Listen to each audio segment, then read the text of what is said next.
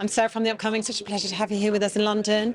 For people who don't know anything about All of You, what can they expect from this incredible film? All of You presents us with a world where you can take a soulmate test to determine who you're meant to be with and whether that's a good thing or whether you should find love naturally. And that's sort of the premise of the movie. And it's been kind of a 10-year passion project for Brett and William. When you first read that script, what jumped out to you? I loved the musicality of the relationship. It was just magnets, the two of them together, Laura and Simon. I read it like a novella. You know, it was just a really, really riveting story, great characterization. I love the fact that the female protagonist was the one making decisions which were sort of controversial, or perceived as being controversial because we don't see it enough.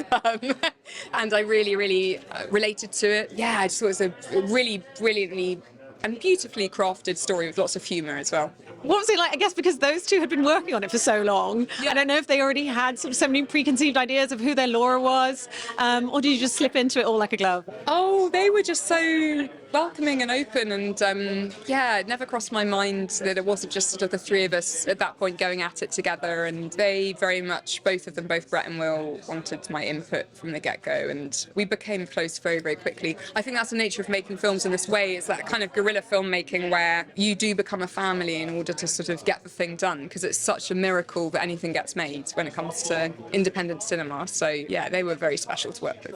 And where do you think it sits in terms of genre? Because you've got that kind of like rom-com element to it, maybe kind of When Harry Met Sally, of like friendship to going to romance.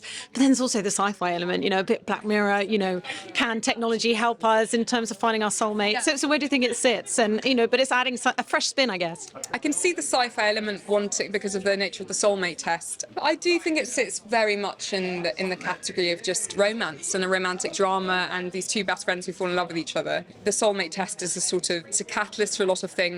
We try and categorise movies, and I understand why. And I think it's quite exciting if you can't fully categorise a film. But I very much feel it's a romance movie over a sci-fi film. And did you have a favourite moment on set? Was eavesdropping, you know, the bit maybe in the arcade? It was quite a lot of fun.